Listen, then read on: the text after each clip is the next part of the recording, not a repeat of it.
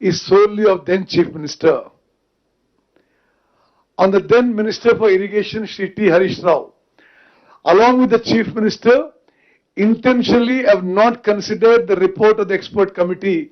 ఆనాటి ఇరిగేషన్ మంత్రి కూడా ఎక్స్పర్ట్ కమిటీ రిపోర్టు పరిగణలోకి తీసుకోలేదు. It can be categorically held that there is rank irregularity from the stage of conceptualization of Kalyeshwaram project till the issuance of administrative approvals.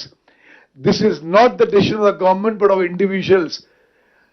The proposal and decision to construct the barrages at Medigadda, Annaram and Sundilla is of the then irrigation minister and chief minister.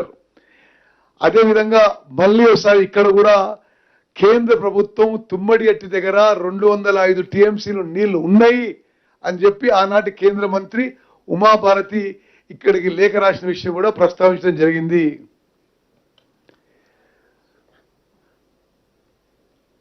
ఆ లేఖలో కానీ ఆ expert committee engineers లేఖలో కానీ ఎక్కడ కూడా అసలు ఏ logical కారణం లేదు. జస్టిస్ ఘోష్ కమిషన్ రిపోర్ట్లో అన్ని విషయాల్లో తుమ్మడి అట్టి నుంచి మేడిగడ్డకి ప్రాజెక్టు మార్చడానికి ఎటువంటి లాజికల్ రాషనల్ కారణం లేదు అని చెప్పి చాలా స్పష్టంగా అవపడుతుంది. Okay, next.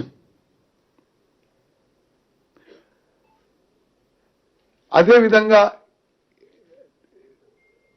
సేమ్ థింగ్ ఆ ఎక్స్పర్ట్ కమిటీ రిపోర్ట్ మరి ఆ రోజు ఫాలో అవుతుంటే మేడిగడ్డలో బ్యారేజ్ నిర్మాణం జరగకపోయే విషయం జస్టిస్ ఘోష్ కమిషన్ రిపోర్ట్లో they have written the report.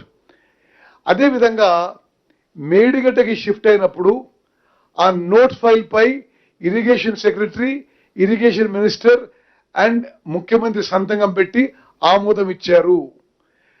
అది క్యాబినెట్ ఆమోదం లేదు.